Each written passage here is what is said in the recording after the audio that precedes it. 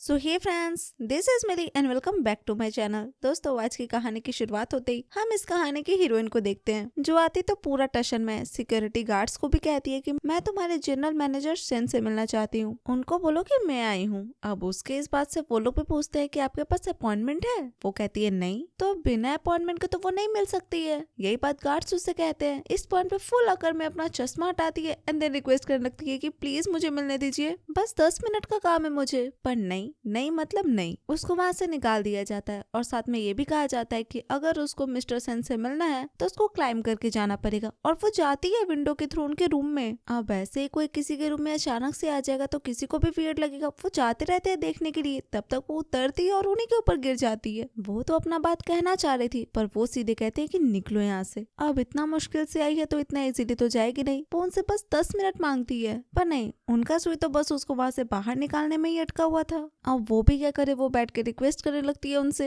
वो वहां से जाना नहीं चाहती थी, मतलब नहीं चाहती थी। इतनी देर में सिक्योरिटी गार्ड आते हैं वहां पे, पर उन लोग को ऐसा हालत देख के सिक्योरिटी गार्ड्स को ही बहुत अजीब लग जाता है। माफी मांगते हैं, कहते हैं कि वो लोग कुछ नहीं देखे और चले जाते हैं वहां से। अब इस बात पे उनको गुस्सा तो काफी आता है। उसको खड़ा होने के लिए कहते हैं। इस पॉइंट पे उसका ध्यान जाता है बगल में रखा हुआ फाइल पे, तो वो उनसे पूछती है कि आपका हनहाई ग्रुप के साथ प्रोजेक्ट डिस्कशन कैसा चल रहा है। इस बात पे वो उससे पूछते हैं कि तुमको भेजा कौन है। तो अब जाके वो अपना इंट्रो देती है उनको। वो कहती है कि उसका नाम शू जिमाओ है और वो वेगवांग एडवर्टाइजिंग कंपनी की फाउंडर है। वैसे वो उनकी सेक्रेटरी को बहुत बार कॉल करी थी पर वो कॉल रिसीव ही नहीं की है। अब इस बारे में उनको पता था और ये जान के उनको गुस्सा तो काफी आता है। पर वो कहती है कि अगर आप मेरे कंपनी में इन्वेस्ट करने के लिए तैयार होते हैं तो मैं गारंटी लेती हूँ कि हनहाई ग्रुप के साथ आपका जो भी इश्यूज है मैं सब कुछ रिजॉल्व करवा दूंगी। अब क्वेश्चन अराइज होता है कि वो उस पर भरोसा क्यों करे, पर इसका आंसर वो दे नहीं पाती क्योंकि उस टाइम तक उनके गेट पे उनकी मम्मी आ चुकी थी एक लड़की के साथ। अब ये तो तय था कि उनके रूम में जो लड़की है उससे वो अपनी माँ को मिलवा नहीं सकते थे, क्योंकि पता नहीं उनकी माँ क्या समझ ले। तो वो उसको जल्दी से लेके जाते हैं क्लोजेट में छिपाने के लिए और साथ ही में 5 मिलियन इन्वेस्ट करने की बात भी कर लेते हैं। तो इस बात पे वो भी मुंह बंद करके वहाँ पे बैठ जाती है। तो अब जल्दी से वो भी एक शर्ट डाल के जाते हैं गेट खोलने के लिए। गेट खोलते ही माँ थोड़ा सा डांटती है क्योंकि इतना टाइम किसको लगता है गेट खोलने में, अंदर किसी को छिपा रखे हैं क्या, ऐसा बात भी करती है। पर उनके साथ जो लड़की थी ना उसका नाम शाओ था और वो उनको डिफेंड करते हुए उनकी माँ से कहती है कि हो जाता है लेट, ऐसे भी ये कितना काम करते हैं, हम लोग तो आके इनको डिस्टर्ब ही किए ना। पर एक मिनट, वो लड़की थी कौन? तो वो उनसे इतना दूर मिलने आई थी, बस उनको मिस कर रही थी इसीलिए। अब इतना तो आप समझ गए होंगे कि वो लड़की उनको पसंद करती है, पर इस टाइम पे इतना बात करने का उनको इस बारे में कोई मन नहीं था। तो वो कहते हैं कि कल बात करते हैं और मैं बिजनेस ट्रिप पे आया था ना यहाँ पे, तो जल्द ही अपने सिटी वापस भी लौट जाऊंगा। पर नहीं, उनकी माँ कहती है कि इतना दूर से ही आई है तो ऐसे कैसे चली जाएगी, तुम लोग साथ में खाना खाओ, बात करो, मतलब एक दूसरे के साथ टाइम स्पेंड करो। अब साथ में डिनर करने के लिए कपड़ा चेंज भी करना होगा, तो माँ जाती रहती है उनका ड्रेस लाने के लिए। पर क्लोजेट में तो जिमाओ थी,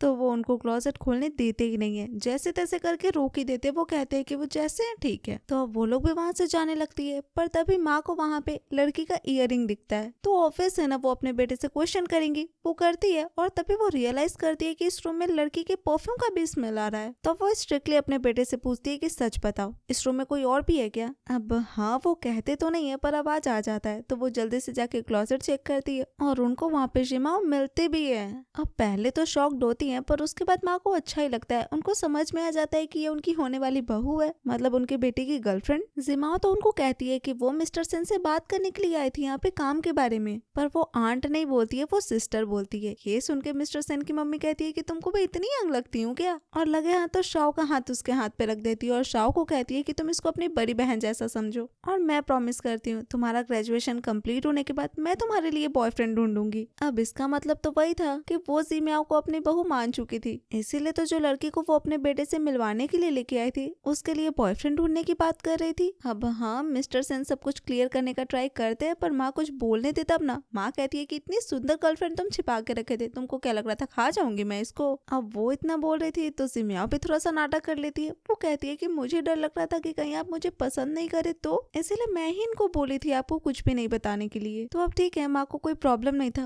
वो जियाओ को लेकर वहां से चली जाती है और इतनी देर तक चुप बैठे मिस्टर सेन उसको सीधे कहते हैं कि निकलो यहाँ से। इस बात पे वो कहती है कि ये तो सही नहीं रहेगा ना, आपकी माँ मुझे बहू समझ चुकी है, तो अब आप कैसे एक्सप्लेन करेंगे उनको? तो एक काम करते हैं, हम लोग ये नाटक कंटिन्यू रखते हैं, आप मेरे कंपनी में इन्वेस्ट कीजिए और मैं आपके फैमिली प्रेशर्स को हैंडल करने में आपकी हेल्प करूंगी। पर नहीं, वो ये करने के लिए तैयार नहीं थे। इस बात पे उसके आंख में आंसू आ जाता है। वो कहती है कि मैं समझती हूँ कि मेरा स्टेटस बहुत कम है आपसे कांटेक्ट करने के लिए, पर मेरे पास सच में कोई चॉइस नहीं है। मेरा पार्टनर जो था वो 10 मिलियन लेके फरार हो गया। अब कंपनी में जितने लोग हैं उन लोगों को मेरी वजह से भूखे मरना पड़ रहा है। मैं उनको छोड़ नहीं सकती। अब उसको ऐसा रोता देख के उनको एक लड़की याद आती है, मतलब अपना बचपन, जिसको वो क्रिस्टल बॉल दे रहे थे बचपन में, और ये पाके वो बच्ची खुश भी हो जाती है। तो प्रेजेंट में वो उसका आंसू तो पोंछना चाह रहे थे, पर ऐसा कुछ करते नहीं है, उसको चुप रहने का बोल के उसको काट देते हैं। मतलब वो उसको 10 मिलियन उधार दे रहे थे, और ये पाके वो बहुत ही ज्यादा खुश हो जाती है। वो उनको कहती है कि 1 महीना के अंदर अंदर मैं आपका 10 मिलियन का अर्निंग जरूर करवा दूंगी। तो अब ठीक है, वो भी वहां से निकल जाती है। बाहर जाते ही अपनी असिस्टेंट को कॉल करके कहती है कि अब उनका कंपनी बैंकरप्ट नहीं होगा, क्योंकि उन लोग को पैसा मिल चुका है, वो भी लिंगवान ग्रुप से। और कैसे ये सब कुछ उसको बताती है, साथ में ये भी कहती है कि 1 महीना के अंदर अंदर उन लोग को इस कंपनी के लिए 10 मिलियन अर्न करवाना पड़ेगा। तो अब ठीक है, अब तो पूरे टशन में वो उस होटल से बाहर जाती है, और इस बार गार्ड्स को पोक भी करती है, तो भी वो लोग कुछ नहीं करते। अब नेक्स्ट डे दोनों ही अपने सिटी में वापस आ जाते हैं। एयरपोर्ट पे मिस्टर सेन भी थे, और वहीं पे उन लोग को जिमाओ भी दिख जाती है।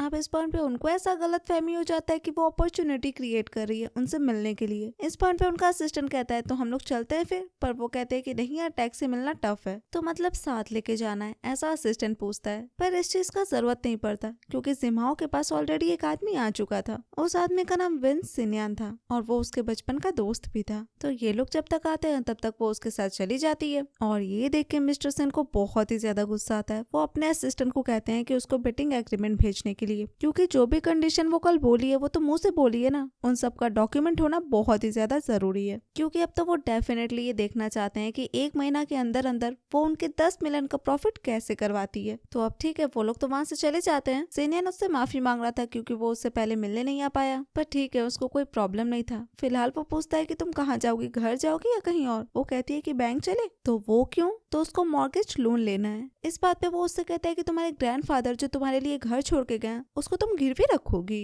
अगर पैसा का कमी हो रहा है तो मुझे बोलो ना, मैं देता हूँ तुमको उधार। पर नहीं, उसको उससे उधार नहीं चाहिए था। वो कहती है कि मेरे कंपनी का रिस्पॉन्सिबिलिटी मेरे ही कंधों पे रहेगा ना, और कौन लेगा। और बिजनेस करने में तो ये सब लोन लेना नॉर्मल सी बात है ना, जब मैं उतना पैसा कमा लूंगी तो रिडीम करवा लूंगी। तो अब ठीक है, वो भी ज्यादा फोर्स नहीं करता। वो कहता है कि अगर तुम खुद पे भरोसा कर रही हो तो मैं भी तुम पे भरोसा करता हूँ, पर हाँ, अगर जरूरत हो तो बोलने से चूकना मत। तो अब ठीक है, ये सारा काम कंप्लीट करके वो अपने कंपनी जाती है। सारे एम्प्लॉयज को गुड न्यूज देती है कि उनका सैलरी उनको मिल जाएगा, और ये भी बताती है कि वो मिलेगा कैसे। तो लिंगवान ग्रुप उन लोग को 10 मिलियन इन्वेस्टमेंट दिया है, पर अब उस कंपनी को हमसे उम्मीद भी है, और मैंने उस कंपनी के साथ एक परफॉर्मेंस बेस्ड एग्रीमेंट भी साइन किया है। तो हमें 1 महीना के अंदर लिंगवान ग्रुप के लिए ऐसा मार्केटिंग प्लान बनाना पड़ेगा जिसका रेवेन्यू 10 मिलियन हो। अब ये काम बहुत टफ था, ये सब जानते थे, पर वो कहती है कि अगर लिंगवान ग्रुप हम पे भरोसा कर सकता है तो एक बार हम भी खुद पे भरोसा करके देखते हैं, और अगर हम सक्सीड होते हैं तो मैं आप सभी को 10 गुना ज्यादा बोनस दूंगी। पर अगर हम फेल होते हैं तो इसका जो भी कंसिक्वेंसेस है मैं अकेले देख लूंगी। तो अगर आप लोग को अभी भी भरोसा नहीं है तो सैलरी मिलने के बाद आप लोग जा सकते हो, पर अगर भरोसा है तो 1 महीना एकदम जम के काम कर लिया जाए। अब ठीक है, इस टाइम पे कोई मुंह नहीं मोड़ता, सब कोशिश करना चाह रहे थे, तो इससे ज्यादा खुशी का बात और क्या ही होगा उसके लिए। तो अब इस मोमेंट पे वो लोग प्लान डिस्कस करते हैं, मतलब किस मार्केटिंग प्लान से कितना रेवेन्यू जनरेट हो सकता है, यही सारी चीजें। तो ये सारी चीजें डिस्कस करने के बाद वो लोग अपने अपने काम पे चले जाते हैं, और वो जाके मिस्टर सेन के असिस्टेंट को कॉल करती है, क्योंकि उसको लिंगवान एयरलाइंस का कोर यूजर डेटा चाहिए था। अब ये देने से असिस्टेंट मना कर देते हैं, क्योंकि वो उनके कंपनी का सीक्रेट है, तो उनके पास परमिशन नहीं है ये डेटा उसको देने का। तो इसलिए उसको कंपनी में आके मिस्टर सेन से पर्सनली बात करना पड़ेगा इसके लिए। तो अब ठीक है, वो पहुंच जाती है लिंगवान एयरलाइंस में। वहाँ पे वो कहती है कि उसको मिस्टर सेन से मिलना है, पर उसको बताया जाता है कि मिस्टर सेन का गेस्ट रिजर्वेशन ऑलरेडी बुक हो चुका है इस आफ्टरनून के लिए। वो कहती है कॉल करने के लिए उनको, और बताने के लिए कि वो वेगवांग एडवर्टाइजिंग कंपनी की जिम्मेदार है और उनका नीचे इंतजार कर रही है, और अगर वो नहीं आते हैं मिलने के लिए तो फिर वो जिम्मेदार नहीं होगी उनका प्रोजेक्ट प्रोग्रेस अगर डिले हुआ तो अब ठीक है, वो कॉल करने लगती है, पर तब तक ज़ियाओ आ जाती है तमाशा करने के लिए, क्योंकि उसको तो बोला गया था कि ये मिस्टर सेन की गर्लफ्रेंड है, तो अपने बॉयफ्रेंड के कंपनी में अपने बॉयफ्रेंड से मिलने के लिए उसको इतना परेशान क्यों होना पड़ रहा है। और अगर कॉल करना ही है तो वो खुद कॉल करे ना उनको, कोई और क्यों कॉल करे। क्यों, उसके पास नंबर नहीं है क्या उसके बॉयफ्रेंड का। मतलब ऐसे ही बोल बोल के सुना रही थी। इस पॉइंट पे वो कहती है कि मैं यहाँ काम करने के लिए आई हूँ, कुछ इंटर्न्स की तरह नहीं कि इधर उधर देखते रहूँ क्या चल रहा है और टाइम वेस्ट करते रहूँ। अब हाँ, ये बात शाओ को अच्छा नहीं लगता, वो चिल्लाती है, फिर ये कुछ बोलती है, यही चल रहा था। तब तक वहाँ पे मिस्टर सेन आ जाते हैं और सच में वो उनकी गर्लफ्रेंड ही है ये प्रूफ करने के लिए वो सीधे जाके उनको किस करती है। और इस चीज से वैसे उनको भी कोई प्रॉब्लम नहीं था और बाकी सबको तो प्रूफ मिल ही जाता है। और वो भी बहुत आराम से कहते हैं कि तुम यहाँ आने वाली हो, मुझे बताई क्यों नहीं, अभी भी गुस्सा हो। वो कहती है कि आपका असिस्टेंट मुझे इन्फॉर्मेशन दे कहाँ रहा था, तो मेरे पास कोई और चॉइस ही नहीं था यहाँ आने के अलावा। वो भी कहते हैं कि आगे से ये छोटा मोटा काम तुम खुद मत करना, मैं अपने असिस्टेंट से बात कर लूंगा। और बात रहा जाओ का, तो उसको मार्केटिंग डिपार्टमेंट से हटा के किसी और डिपार्टमेंट पे भेज दिया जाएगा, ऐसा बोल के वो अपनी गर्लफ्रेंड को लेके चले जाते हैं वहाँ से। एंड थोड़ी देर में लिफ्ट में घुसते ही दोनों एक दूसरे से अलग भी हो जाते हैं। इस पॉइंट पे वो उसके काम का बड़ाई करते हैं, तो फिर वो भी लगे हाथों रिवॉर्ड की मांग कर लेती है। पर क्या, तो वो कहती है कि उसको लिंगवन एयरलाइंस का रियल कोड डेटा का जरूरत है पिछला 6 महीना का। तो अब ठीक है, ये तो उसको मिल जाएगा, पर उन लोग को कपल्स कॉन्ट्रैक्ट एग्रीमेंट भी बनाना पड़ेगा। तो अब ठीक है, वो अपना कंडीशन बोलना शुरू करते हैं। सबसे पहला, उनकी गर्लफ्रेंड होने के नाते जिमाओ को हमेशा अवेलेबल रहना पड़ेगा उनके लिए और वो मना नहीं कर सकती उनके साथ कोई भी इवेंट में जाने के लिए। दूसरा, कभी जरूरत पड़े तो फिजिकल कॉन्टेक्ट उन लोग को करना पड़ेगा, वो मना नहीं कर सकती। और जब तक उन लोग का कॉन्ट्रैक्ट है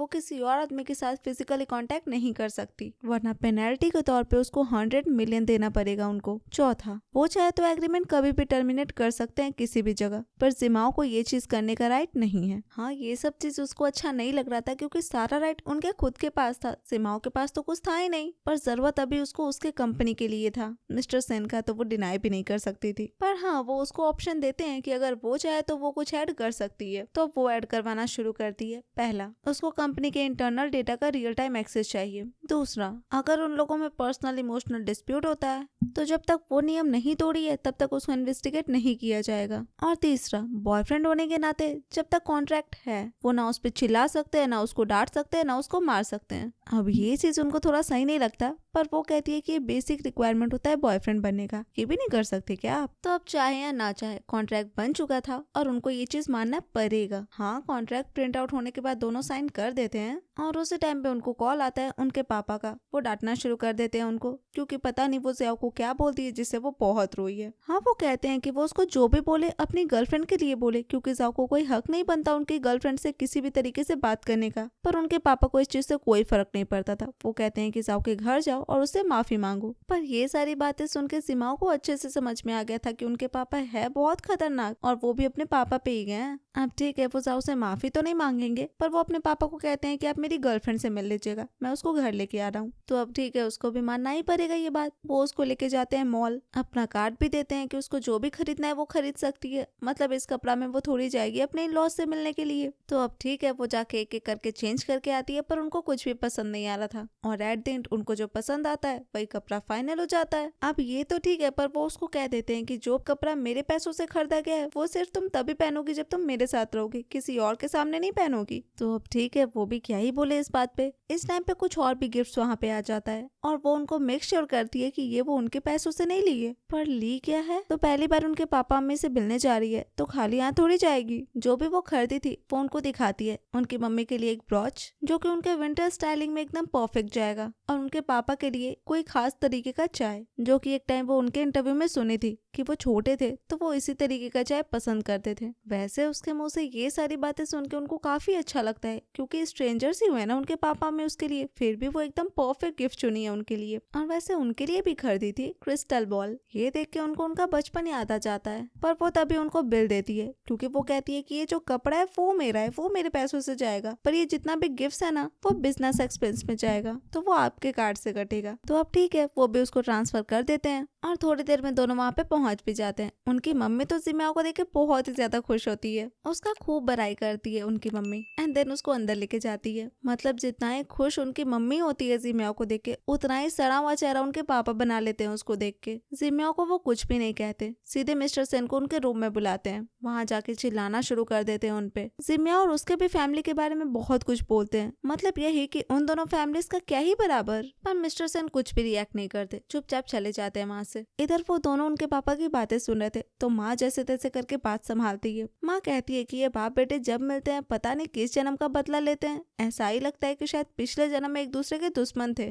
पर अब ठीक है वो लोग क्या ही कर सकते थे। माँ टॉपिक चेंज करती है, खाना वाना का बात करने लगती है, पर सीमाओं सोचती है कि थैंक गॉड वो इस घर की बहू नहीं है, मतलब नाटक ही कर रही है। तभी पता चल गया कि उनके पापा कितना खतरनाक है। अगर मिस्टर सेन की एक्चुअल गर्लफ्रेंड होती तो पता नहीं उसका क्या ही हाल होता। तो अब ठीक है, फिलहाल उनकी मम्मी उसको किचन में लेके जाती है। वहाँ पे सब कुछ अभी रॉ ही रखा हुआ था क्योंकि उनको पता नहीं था कि ये लोग आने वाले हैं, तो उनको टाइम नहीं मिला कुछ बनाने का। पर अब चिंता करने वाली कोई बात नहीं है। सीमाओं कहती है कि मैं हूँ ना, मैं बनाती हूँ, आप लोग को भी तो पता चले कि मेरा कुकिंग स्किल्स कितना अच्छा है। तो अब ठीक है, दोनों साथ मिलके बनाती हैं और थोड़ी देर में खाना टेबल पे सर्व भी हो जाता है। हाँ, उनकी मम्मी उनके पापा को ट्राई करने के लिए देती है खाना, पर वो खाना ही नहीं चाह रहे थे। पर ठीक है कोई बात नहीं, वो खुद खाती है और खूब बड़ाई करती है जिमाओ का। इस बात पे जिमाओ भी कहती है कि उसके ग्रैंडफादर का स्पेशलिटी था ये सुन के उनके पापा बहुत अजीब रिएक्ट करते हैं। वो कहते हैं तुम्हारे ग्रैंडफादर यही करते थे क्या, पॉट पैन बर्तन, लूजर कहीं के। हाँ, ये चीज जिमाओ को बिल्कुल भी अच्छा नहीं लगता। वो कहती है कि मेरे नाना जी कोई काम के नहीं थे, ऐसा नहीं है, बस अपना प्यार फैमिली को एक्सप्रेस करना जानते थे। और वैसे उसको सपोर्ट उसके बॉयफ्रेंड भी कहते हैं। वो कहते हैं कि जिमाओ सही बोल रही है और अब बहुत हो गया, मुझे इसको लेके जाना चाहिए यहाँ से। और वो सच में लेके चले जाते हैं जिमाओ को वहाँ से। पर हाँ, साथ में ये जरूर बोल देते हैं कि अपना दवा टाइम पे लेते रहिएगा क्योंकि उनका थोड़ा सा हालत उस टाइम पे खराब हो जाता है। अब कार में जाने के बाद वो उनसे पूछती है कि आप वैसे सिचुएशन में अपने पापा को छोड़ के आ गए, आपको डर नहीं लगता। वो कहते हैं कि उनको गुस्सा बहुत जल्दी आ जाता है और उसी का नतीजा है कि उनके साथ ऐसा कुछ होता है। पर नहीं, उनका हेल्थ एकदम ठीक है। और वैसे आज उनके फ्रेंड का बर्थडे भी था तो वो उसको फिर से उसके पार्टी में चलने के लिए कहते हैं। वो कहती है कि आप मुझे पब्लिकली लेके जाना चाहते हैं ताकि हमारा रिश्ता सभी को पता चल जाए, और इस तरीके से आपके पापा चाह के भी मना नहीं कर पाए हमारे रिश्ते को लेके, यही चाहते हैं आप। वो कहते हैं हाँ, स्मार्ट तो तुम हो। तो अब ठीक है, वो दोनों पार्टी में पहुंचते हैं। वहाँ पे जाके वो अपनी गर्लफ्रेंड को इंट्रोड्यूस करते हैं सबसे। अब वहाँ पे फिर से वो लड़की प्रेजेंट थी और उसका मुंह चुप रहे ऐसा तो हो नहीं सकता था।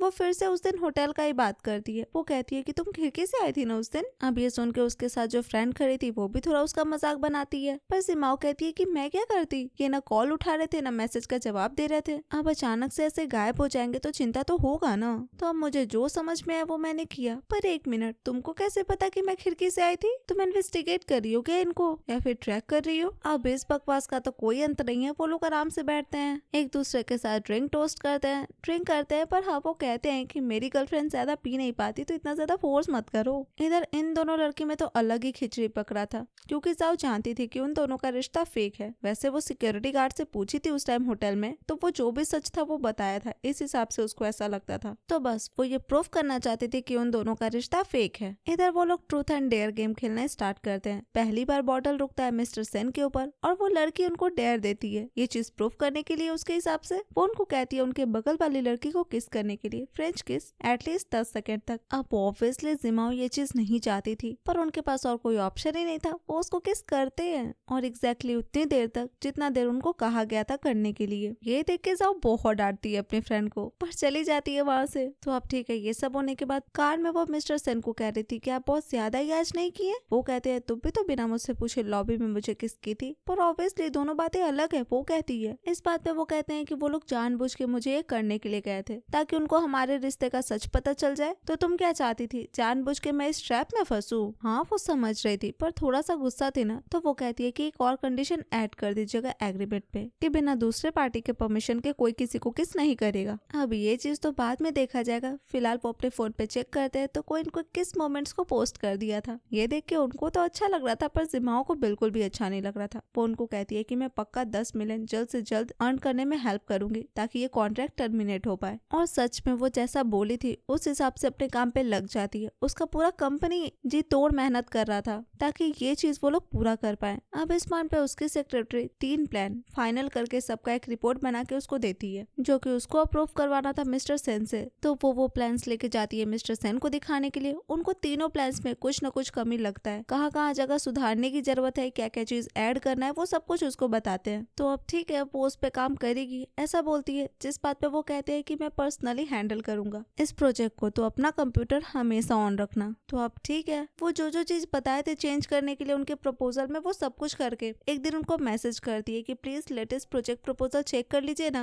पर उनका कोई रिप्लाई ही नहीं आता। कॉल करती है तो कॉल भी नहीं लगता, तो अब वो उनके असिस्टेंट को कॉल करती है उनके घर का एड्रेस लेने के लिए, पर ये तो उनका पर्सनल इन्फॉर्मेशन था जो कि असिस्टेंट उसको नहीं देता। तो अब वो कॉल करती है उनकी मम्मी को उनका एड्रेस जानने के लिए, और उनकी मम्मी को क्या परेशानी था वो तो उसे शेयर कर देती है। तो अब उनके बताए हुए एड्रेस पे वो पहुंच भी जाती है। उनको देख के पता चल रहा था कि उनका तबीयत खराब है, पर वो फिर भी कह रही थी कि प्लीज प्रोजेक्ट प्रपोजल चेक कर लीजिए ना। इस पॉइंट पे वो अपना फोरहेड चेक करवाते हैं उससे, क्योंकि उनका टेम्परेचर बहुत ही ज्यादा बढ़ा हुआ था। तो इस टाइम पे तो वो कुछ भी नहीं करना चाह रहे थे, इसीलिए उसको भगाने लगते हैं, पर वो जाती ही नहीं। वो उनसे पूछती है कि आप दवा लिए क्या, वो कहते हैं नहीं। तो वो उनको दवा देने लगती है, पर खाली पेट दवा कैसे लेंगे, जिसपे वो कहती है कि क्या खाना है आपको बताइए, मैं ऑर्डर कर देती हूँ। पर बाहर का खाना अनहेल्दी होता है, तो वो चाहते थे कि वो उसके लिए खाना बनाए। इस बात पे तो वो उठ के जाने लगती है, पर वो उसको कहते हैं कि मैं पूरे दिन से कुछ नहीं खाया हूँ, मुझे चक्कर आ रहा है। तो अब ठीक है, वो जाती है उनके किचन में, पर कोई सामान था ही नहीं। पर फॉर्चुनेटली सारा सामान लेके इसी टाइम उनका असिस्टेंट आ जाता है वहाँ पे। तो वो भी कहती है कि जाओ अपने बॉस के लिए खाना बनाओ जल्दी से, वो भूखे हैं। पर नहीं, उसको कंपनी में कुछ काम था तो वो चला जाता है। बेचारी जिमाओ मरता क्या ना करता, उसको बनाना पड़ता है। पॉरेज बना के लाती है वो उनको खिलाने के लिए, पर वो कैसे खा सकते थे, वो काफी गर्म है। ये सुन के तो उसका खून खौलने लगता है, पर हंसते हंसते फूंक मार के खिलाती है उनको। जैसे तैसे करके उनका खाना कंप्लीट होता है। उसके बाद फिर से दवा देने लगती है, पर वो कहते हैं कि कम से कम आधा घंटा बाद दवा खाना चाहिए। खाना खाने के बाद अब ठीक है, वो भी क्या कर सकती थी। इस पॉइंट पे उनको खांसी होने लगता है, रूम में बहुत ज्यादा डस्ट फील होने लगता है अचानक से। तो वो उसको कहते हैं कि तुम थोड़ा साफ सफाई कर सकती हो मेरे लिए। हाँ बिल्कुल कर सकती है। खूब गुस्सा गुस्सा के साफ सफाई करना शुरू करती है, और ऊपर से वो उसको और इंस्ट्रक्शन दे रहे थे,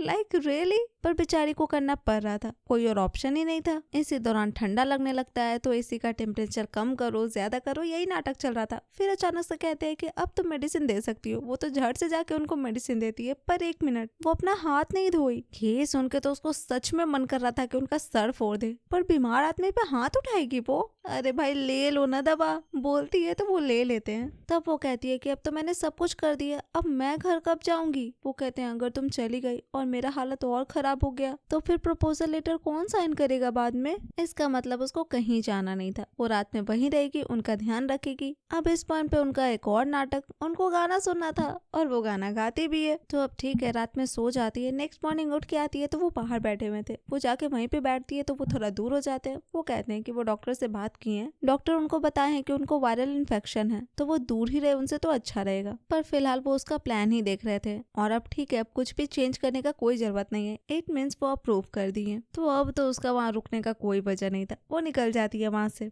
और कंपनी में आके सभी को ये गुड न्यूज देती है कि उनका प्रोजेक्ट अप्रूव हो चुका है। तो अब ठीक है, पर उन लोग को काम तो जम के करना पड़ेगा ना, तो अब बिल्कुल करेंगे वो लोग। अब यहाँ से सीन शिफ्ट होता है मिस्टर सेन के ऊपर। बेचारे वो बहुत परेशान थे, अपने फ्रेंड से पूछ रहे थे कि उनको एक लड़की को बाहर लेके जाना है, तो क्या रीजन थे, मतलब कैसे लेके जाए। जिसपे उनका फ्रेंड कहता है कि तुम्हारा भाभी से झगड़ा हो गया क्या, पर कोई बात नहीं, वो अरेंज कर देगा, मतलब ऐसे ही एक गेट टुगेदर, ये रीजन तो वो दे सकते हैं ना अपनी गर्लफ्रेंड को। तो यही बताने के लिए वो कॉल करते हैं जिमाओ को। वो काफी थकी हुई थी, ऐसा लग भी रहा था, पर वो सीधे कहते हैं कि मेरे फ्रेंड का गेट टुगेदर पार्टी है, तो मैं तुम्हें 7 बजे पिकअप करने आ जाऊंगा। वो मना करना चाह रही थी, पर एग्रीमेंट के हिसाब से उसको हक नहीं है मना करने का, तो ठीक है चली जाती है। वहाँ जाके वो लोग ऐसे ही बात करते हैं। जो दोस्त उस दिन अवेलेबल नहीं थे वो भी आए थे आज। वो लोग ऐसे ही पूछ रहे थे कि वो लोग डेट करना कैसे स्टार्ट किए। अब डेट तो वो लोग कर नहीं रहे थे और एग्रीमेंट के बारे में किसी को बता नहीं सकते थे, तो दोनों अपने अपने एंड से कोई भी कहानी बना देते हैं। और ये देख के उन लोग का फ्रेंड कहता भी है कि तुम लोग को वापस एक बार डेट पे जाना चाहिए ताकि कुछ मेमोरीज क्रिएट हो पाए, अदरवाइज तुम दोनों एक दूसरे के लिए एकदम परफेक्ट मैच हो। तो अब ठीक है, ये सब बकवास होने के बाद वो लोग ड्रिंक करते हैं और रिटर्न होते टाइम वो मिस्टर सेन को कहती है कि नेक्स्ट टाइम से मुझे अननेसेसरी इस तरीके के गेट टुगेदर में इनवाइट मत कीजिएगा। पर क्यों? तो वो कहती है क्योंकि मैं बिजी हूँ और वो लोग आपके दोस्त हैं, पर मैं आपकी गर्लफ्रेंड नहीं हूँ, और हमारे ब्रेकअप के बाद आपको रीजन देना पड़ेगा कि आप क्यों ब्रेकअप किए। वो कहते हैं अपने आप को इतना सीरियसली लेने का कोई जरूरत नहीं है, मैं बोल दूंगा कि एक ही महीने में मैं थक गया तुमसे, और इससे ज्यादा मुझे उन लोग को बोलने का कुछ भी कोई जरूरत नहीं है, और वैसे भी तुम एक टूल के अलावा और कुछ भी नहीं हो। ये सुन के उसको बहुत खराब लगता है। वो उसी टाइम उनके कार से उतर के चली जाती है। ऐसे ही थोड़ा दूर जाके रो रही थी, तभी सिनियन का कॉल आता है उसके पास। वो कहता है कि मैंने तुम्हारे असिस्टेंट से पता किया था, वो बता रही थी कि तुम अपने इन्वेस्टर के साथ ड्रिंक करने के लिए गई हो, तुमको इतना सारा मैसेज किए तुम रिप्लाई नहीं की, मुझे थोड़ा चिंता हो गया, तो बताओ तुम कहो, मैं आ जाता हूँ लेने के लिए। अब ठीक है, वो बता बता देती है कि वो कहाँ है और थोड़ी देर में सिनियन उसके असिस्टेंट को लेके वहाँ पे आ जाता है। पर एक मिनट, उसके असिस्टेंट को लेके क्यों आया था? तो वो कहता है कि फोन पे पता चल रहा था कि तुम्हारा मूड अच्छा नहीं है, तो इसीलिए तुम्हारी असिस्टेंट रहेगी, मतलब एक लड़की है, तो तुम उससे बात कर पाओगी अपने दिल की। अब वहाँ से वो लोग पहले खाना खाने के लिए जाते हैं। उस टाइम पे उसके असिस्टेंट बताना शुरू करती है, वो भी मिस्टर सेन के बारे में बहुत कुछ सुनी है और उसको पता है कि मिस्टर सेन बहुत ही अकड़ू टाइप के इंसान है। मतलब वो सिर्फ सीमाओं को ही नहीं, किसी को भी डांट देते हैं, कुछ भी बोल देते हैं, चाहे वो 30 साल का एक्सपीरियंस्ड पायलट ही क्यों ना हो या फिर कोई इंटर्न ही क्यों ना हो। अब ऐसा वो क्यों बोल रही थी? तो वो सुनी थी कि लास्ट मंथ एक नया इंटर्न ज्वाइन किया था उनके कंपनी को। वो काफी सुंदर थे, स्मार्ट भी थी। तो ऐसे ही एक मीटिंग में वो मिस्टर सेन को कॉफी देने के लिए गई थी और मिस्टर सेन सिर्फ एक सिप लिए और इतने सारे लोगों के सामने वो उससे क्वेश्चन किए कि तुम इंटर्नशिप मैनुअल पढ़ी हो? मेरा कॉफी सिर्फ 70% हॉट होना चाहिए, अनस्वीटेंड मिल्क फॉर्म 0.5 सेंटीमीटर से ज्यादा थिक नहीं होना चाहिए। मतलब तुम एक कॉफी बनाने के इंस्ट्रक्शन को सही तरीके से एग्जीक्यूट नहीं कर सकती, तो मैं कैसे बिलीव करूँ कि इतना मिलियंस का प्रोजेक्ट को हैंडल करने की कैपेबिलिटी है तुम में? बेचारी वो लड़की उसी टाइम पे इतना रोने लगी और कल के कल ही वो रिजाइन करके चली गई इस कंपनी से। मतलब उसके असिस्टेंट कहना चाह रहे थे कि मिस्टर सेन मशीन की तरह और वो अपने सारे एम्प्लॉयज को टूल्स की तरह ही समझते हैं। अब इतना कुछ सुन के जिमाओ को भी समझ में आ जाता है कि वो सिर्फ उसी से इतना बदतमीजी से बात नहीं करते, वो सभी को डांट देते हैं। अब ठीक है, इस पॉइंट पे उसके असिस्टेंट चली जाती है कुछ लाने के लिए, तब तक वो भर भर के बुराई करती है मिस्टर सेन का सिनन के सामने। मतलब बुराई क्या करती है, उसके साथ अभी जो हुआ था वही सारा चीज तो वो बता रही थी उसको, और ये भी कह रही थी कि मैंने उसके लिए कितना कुछ किया, उसका तबीयत खराब था तब उसके लिए पॉरिज बनाई, उसका घर साफ किया। ये सब बोल के कहती है कि जितना जल्दी मैं 10 मिलियन अर्न कर लूं उतना जल्दी उसको अपने जिंदगी से लात मार के निकालूंगी। अब हाँ, बेचारी का बुरा किस्मत। ये सारी बातें मिस्टर सेन सुन रहे थे। अब उनको वहाँ देख के वो तो कुछ नहीं बोल पाती, पर सिनियन खुद का इंट्रोडक्शन देता है उनको, वो भी देते हैं और बताते हैं कि जिमाओ के करंट बॉयफ्रेंड है वो। तो अब ठीक है, थोड़ा बहुत बात तो वो करते हैं सिनियन से, क्योंकि वो सिनियन के बारे में सुने थे। आदमी तो वो अच्छा था, काम भी काफी अच्छा करता था, तो थोड़ा बड़ाई भी कर देते हैं। पर फिर कहते हैं कि उनको कुछ प्लान्स में और इम्प्रूवमेंट चाहिए, तो इसीलिए जिमाओ को अपने साथ लेके जाना चाहते थे। पर सिनियन रोकता है, क्योंकि काम का एक टाइम होता है भाई, काफी लेट हो चुका था और वो इस तरीके से अपने पार्टनर को एक्सप्लॉइट नहीं कर सकते हैं। पर इस बात पे वो भी कहते हैं कि तुम गलत समझ रहे हो, जिमाओ करियर ओरिएंटेड आदमी है और अगर प्रोजेक्ट का प्रोग्रेस डिले होगा तो सबसे ज्यादा जिमाओ को ही फर्क पड़ेगा। पर नहीं, वो फिर भी कहता है कि जिमाओ एडल्ट है और वो डिसाइड करेगी कि वो किसके साथ जाएगी। इस पॉइंट पे वो उसको कहते हैं कि तुम सिंगदू टीम के हेड हो ना लिंगवन कप ट्रोन कॉम्पिटिशन में? अब हाँ, वो था, तो जिमाओ कहती है पर उनको कैसे पता है? इस बात पे वो कहते हैं कि वो उस कॉम्पिटिशन के चीफ जज हैं। इतना बोल के वो जाने लगते हैं, पर जिमाओ पीछे पीछे आती है। वो कहती है कि बिजनेस में अपना पर्सनल खुन्नस नहीं निकाला जाता है, ये गलत है और सिनेन उस चीज में एक्सपर्ट है, तो आप उसके साथ कुछ गलत नहीं कर सकते, वरना मैं आपको कभी माफ नहीं करूंगी। अब उसके मुंह से ये बात सुन के उनको और गुस्सा आ जाता है। वो उसको उठाते और लेके चल देते हैं, कार में बिठाते हैं, पर उसको उनके साथ नहीं जाना था, पर उसके पास कोई ऑप्शन भी नहीं था। पर हाँ, उसको इतना अच्छे से पता था कि जल्द से जल्द उसको 10 मिलियन अर्न करवाना है तो है, क्योंकि तभी तो कॉन्ट्रैक्ट टर्मिनेट हो पाएगा। अब इस टाइम पे तो आगे कोई और बहस नहीं होता, वो अपने घर चली जाती है और नेक्स्ट मॉर्निंग उसका नींद खुलता है गुड न्यूज के साथ। वो क्या? तो उनके कंपनी के मार्केटिंग प्लान के हिसाब से लिंगवन एयरलाइंस का टिकट खूब बिका था। मतलब ऑनलाइन होने के 3 घंटा बाद ही सारा इन्वेंट्री क्लियर हो गया। और उससे भी ज्यादा इम्पोर्टेंट ये था कि ग्लोबल विमेन मैगजीन का ऑफिशियल अकाउंट एक आर्टिकल पब्लिश किया है, जिसमें ये बताया गया कि पोलो का ही कंपनी इस साल का most creative tourist marketing case है। अब ये तो गुड न्यूज है, पर इसी के साथ एक और बात था जो कि उसके असिस्टेंट बताती है कि उन लोग का फैक्ट्री पैसा का डिमांड कर रहा है और अगर उन लोग को पेमेंट नहीं किया गया तो प्रोडक्शन लाइन बंद कर दिया जाएगा। तो अब ठीक है, जिमाओ कहती है कि कोई बात नहीं, मैं प्री पेमेंट के लिए अप्लाई करूंगी। तो अब ठीक है, ये काम तो मिस्टर सेन से ही होगा। वो तुरंत पहुंच जाती है उनके पास। वहाँ पे अगेन वो उनको अपना प्रपोजल दिखाती है, पैसे की बात करती है। वो भी सब कुछ देखते हैं और अपने फाइनेंशियल डिपार्टमेंट को कह देते हैं उसको पैसा ट्रांसफर करने के लिए। और इसका मतलब ये भी था कि 1 वीक के अंदर ही वो जो अपना 10 मिलियन अर्न करवाने का प्रॉमिस की है वो पूरा हो जाएगा। और उसके बाद टाटा बाय बाय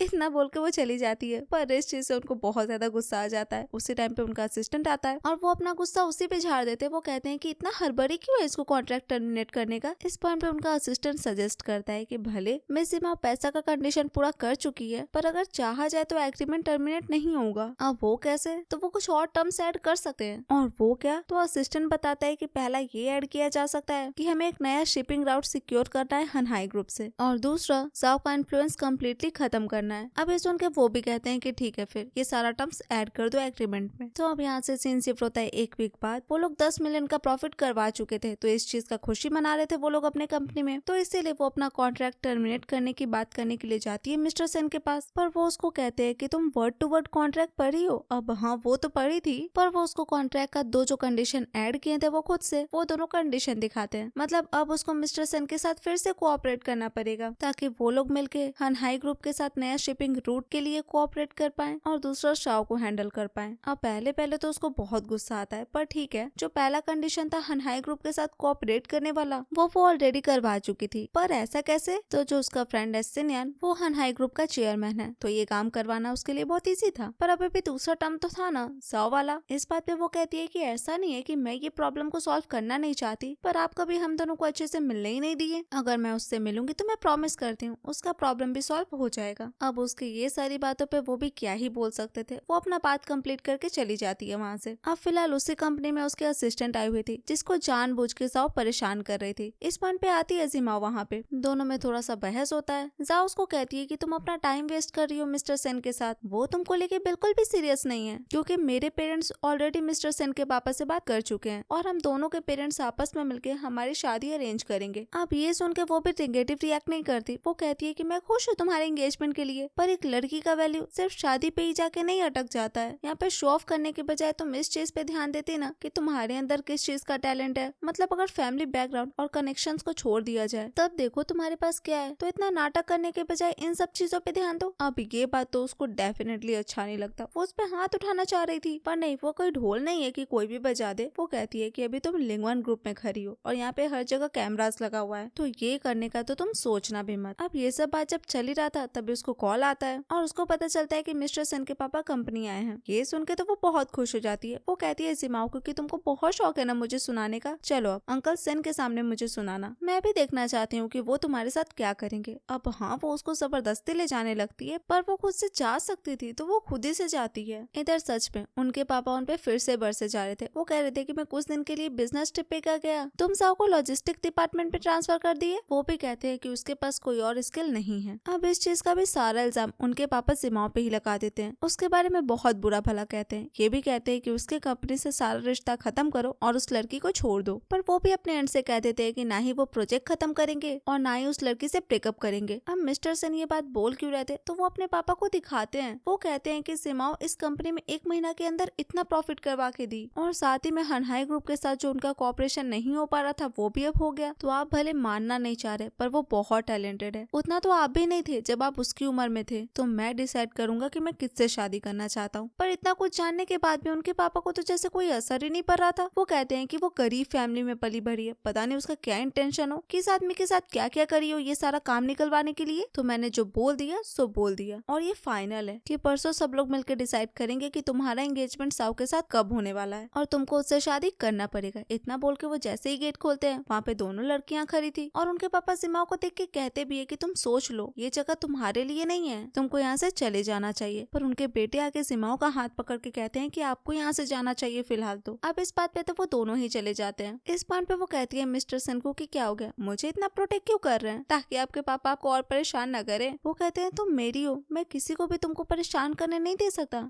इस बात पे वो कहती है कि ठीक है, आप मेरे लिए इतना कर सकते हैं तो मैं परसों आपके साथ चलूंगी आपके घर जहाँ ये डिस्कशन होने वाला है। हाँ, वो नहीं चाहते थे उसको लेके जाना, कहते हैं कि मैं खुद से हैंडल कर लूंगा। पर वो कहती है कि नहीं, हमारे एग्रीमेंट पे लास्ट टर्म तो यही है ना, तो मैं जाऊंगी। और एक बार ये मैटर खत्म हो जाता है उसके बाद हमारा कॉन्ट्रैक्ट भी खत्म हो जाएगा। उसके मुंह से ये बात सुन के उनको बहुत ज्यादा गुस्सा आता है, पर बेचारे कुछ नहीं कह सकते थे क्योंकि जो था सो था। और फिलहाल वो भी खुशी खुशी चल जाती है क्योंकि परसों मिलेगी उनसे। अब यहाँ से सीन शिफ्ट होता है परसों। वो दोनों सच में वहाँ पे जाते हैं और उन दोनों को देख के एक माँ ही काफी खुश होती है। माँ तो कहती है कि मेरे नजरों में तुम्हें मेरी बहू हो, बाकी जिसको जो कहना है कहे, मैं भी देखती हूँ आखिर का डिसीजन क्या होता है। हाँ, उसको वहाँ पे देख के उनके पापा को बहुत गुस्सा आता है। पूछते हैं कि वो यहाँ पे क्या कर रही है, जिसपे वो कहते हैं कि यहाँ पे मेरी शादी का डिस्कशन ही होना था ना, तो अगर ये नहीं आएगी तो कैसे होगा फिर। इस पॉइंट पे वहाँ पे जाओ के पेरेंट्स भी थे। वो भी पूछना चाह रहे थे कि जिमाओ है कौन, जिस बात पे मिस्टर सेन की मम्मी अच्छे से समझा देती है कि जिमाओ है कौन और उनके बेटे और जिमाओ के बीच में कैसा रिश्ता है ये भी समझा देती है। इस पॉइंट पे वहाँ पे जाओ आती है और जिमाओ को देख के बहुत ही ज्यादा गुस्सा हो जाती है। उसको वहाँ से जाने के लिए कहती है क्योंकि ये फैमिली डिनर था, पर उसको उनकी माँ चुप करवाती है क्योंकि जिमाओ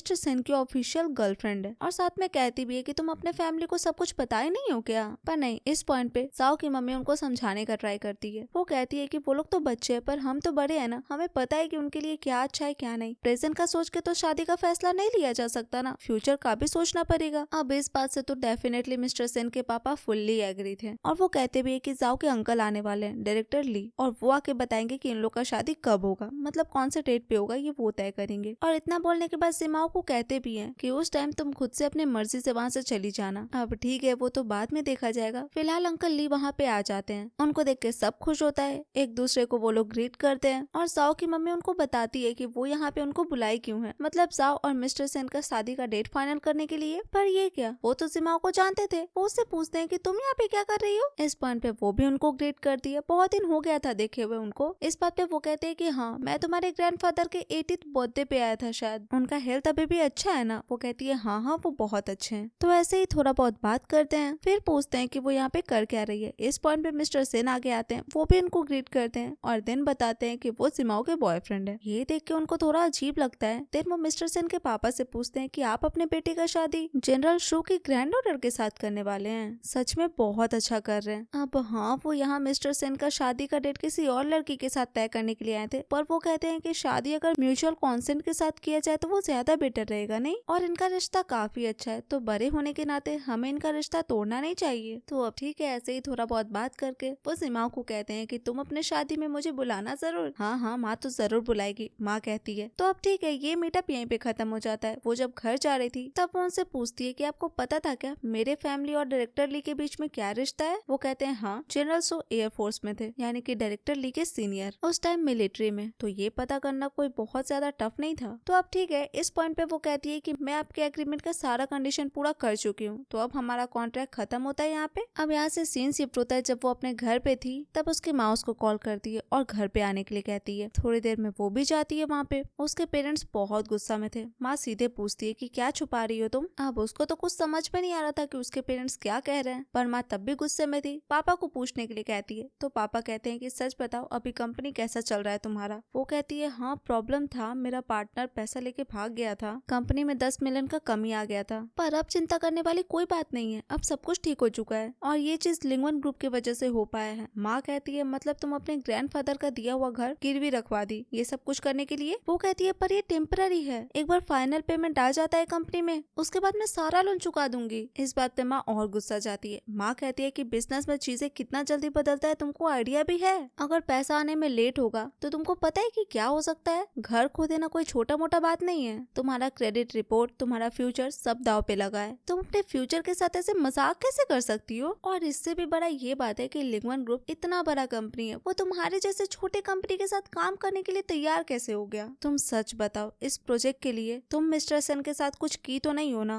वो कहती है नहीं, मैंने ऐसा कुछ भी नहीं किया है, हम तो बस कोऑपरेट कर रहे हैं। वो मेरे कंपनी क्राइसिस को रिजॉल्व करने में मेरी हेल्प कर रहे हैं और मैं उनके फैमिली प्रेशर को डील करने में उनकी मदद कर रही हूँ, और अब तो एग्रीमेंट भी खत्म हो चुका है। इस पॉइंट पे उसके पापा कहते हैं कि हमें तुम्हारी चिंता हो रही थी, हमें ऐसा लग रहा था कि कहीं तुम्हारा कोई फायदा ना उठा ले। मुझे डायरेक्टरली से पता चला कि तुम वहाँ पे थी, अकेले थी, वहाँ पे तुमको कुछ हो जाता तो। वो कहती है मुझे वहाँ कुछ नहीं होता, मैं अपनी मर्जी से वहाँ पे गई थी। पर हाँ, ये सुन के उसके पापा को और गुस्सा आता है कि तुम अभी भी उस फैमिली को डिफेंड कर रही हो। पर फिर वो ये भी कहते हैं कि मैं जानता हूँ इन सब में मेरी ही गलती है, मैं सोच रहा था कि तुम थोड़ा एक्सप्लोर करोगी खुद से तो तुम सीखोगी कि बिजनेस होता कैसे है, पर इस वजह से तुम्हें बहुत कुछ बर्दाश्त करना पड़ा खुद से। पर मैं इस वीकेंड गेट टुगेदर अरेंज कर रहा हूँ और वहाँ पे तुम कुछ कनेक्शंस बिल्ड कर सकती हो, वहाँ पे बहुत लोग आएंगे और फ्यूचर में वो तुम्हारी हेल्प भी कर सकते हैं। वहाँ पे सिनियन भी आएगा और तुम दोनों वहाँ पे अच्छे से बात कर सकते हो। इतना तो वो कहते ही है, साथ में ये भी कहते हैं कि वो मॉर्गेज लोन चुका चुके हैं। हाँ, ये सुन के वो उनको थैंक यू कहती है, ये भी कहती है कि वो सारा पैसा उनको लौटा देगी। अब उसके पापा को पता था कि वो किसी पे डिपेंड होना नहीं चाहती है, पर वो उसको कहते हैं कि तुम सोचो जरा, तुम हर चीज मिस्टर सेन के साथ मिलके कर रही हो, उनका इन्वेस्टमेंट रिसोर्स सब यूटिलाइज कर रही हो, तो क्या तुम उन पे डिपेंडेंट नहीं हो। तुम भरी हो चुकी हो, मुझे तुम्हारे डेट करने से कोई प्रॉब्लम नहीं है, पर तुमको बिजनेस के लिए अपने फीलिंग्स, अपने डिग्निटी, इन सब को सेक्रीफाइस करने का कोई जरूरत नहीं है। तो अब इस प्रोजेक्ट को खत्म करो और मिस्टर सेन के साथ रिश्ता तोड़ दो। तो अब ठीक है, ये सारा बात सुन के वो सो जाती है। हाँ, उसको कॉल आता है मिस्टर सेन का, पर वो अवॉइड करती है। सुबह में उठती है तो उनका ढेर सारा कॉल देखती है, तो उसको लगता है कि कहीं प्रोजेक्ट के साथ कुछ गड़बड़ तो नहीं हो गया। फटाफट से भागती है उनके पास। अरे भाई, फाइनल पेमेंट अभी तक आया नहीं नहीं था जो वो इतना चिल रहेगी। वहाँ जाके वो उनसे कहती है कि क्या हो गया, इतना बार आप कॉल किए मुझे, मेरा अभी तक पेमेंट नहीं आया है। वो कहते हैं कि आधी रात में ही पेमेंट चला गया था। अब ये तो ठीक है, पर नया प्रोजेक्ट पे उसका सिग्नेचर चाहिए उनको। इस बार पे वो बताती है कि उसका कॉन्ट्रैक्ट खत्म हो चुका है और उसके पेरेंट्स नहीं चाहते हैं कि वो उनके साथ काम करे, पर वो कहते हैं कि मैंने तुम्हें भेज दिया है, एक बार देख तो लो। हाँ, वो सारा कंडीशन देखती है और उसको काफी पसंद आता है, तो ठीक है, एक बार फिर से उनके साथ काम करने के लिए मान जाती है। तो अब थोड़ी देर बाद वो अपने केबिन में बैठे हुए थे, अपने असिस्टेंट को बुलाते हैं और फिर से वही नाटक शुरू हो जाता है। मतलब वही वाला कि मेरे दोस्त को एक लड़की को परसू करना है तो उसको क्या करना चाहिए। अब वो तो समझ ही रहा था कि उसके बॉस जिमाओ को परसू करना चाहते हैं, पर वो कहते हैं कि मैंने बोला ना कि मैं अपने दोस्त के बारे में बात कर रहा हूँ। इस बात पे वो कहते हैं कि हाँ हाँ ठीक है, आपका दोस्त थी, पर पहले ये तो बताइए कि अभी तक कौन सी स्टेज पे पहुंचा है आपके फ्रेंड और उस लड़की का रिश्ता। वो कहते हैं अभी इनिशियल स्टेज पे, एक दूसरे से जान पहचान करने वाले स्टेज पे। तो अब ठीक है, असिस्टेंट बताना शुरू करता है। वो तो समझ ही रहा था, तो वो तो सीमाओं को जो भी पसंद नापसंद है जितना उसको पता है उस हिसाब से बताता है। वो कहता है कि ऐसा सीईओ टाइप का स्टाइल छोड़ना पड़ेगा और मिस म्याओ सिंसियरिटी और रिस्पेक्ट को ज्यादा भाव देती है। मतलब उनके लिए इमोशनल वैल्यू ज्यादा इंपॉर्टेंट है, तो आपको उस पर ही काम करना पड़ेगा। और ये करेंगे कैसे? तो 3 स्टेप में। पहला, आपको उनके पर्सनल इन्फॉर्मेशन के बारे में जानना पड़ेगा। दूसरा, अपॉर्चुनिटी क्रिएट करना पड़ेगा ताकि आप उनसे बार बार मिलते रहे, इससे उनको आपका प्रेजेंस फील होगा हर टाइम। और तीसरा, वो करियर ओरिएंटेड आदमी है, तो आपको उनके प्रॉब्लम को सॉल्व करना पड़ेगा। आप सोचिए, अगर उनको कोई प्रॉब्लम होगा और आप वहाँ रहेंगे वो प्रॉब्लम सॉल्व करने के लिए, उनका हेल्प करेंगे, तो उनको कितना अच्छा लगेगा। आप ठीक है, ये सुन के उनको भी काफी अच्छा लगता है। यहाँ से सीन शिफ्ट होता है जिमाओ के ऑफिस में। वो बैठ के अपना काम कर रही थी, तभी उसको मैसेज आता है मिस्टर सेन का,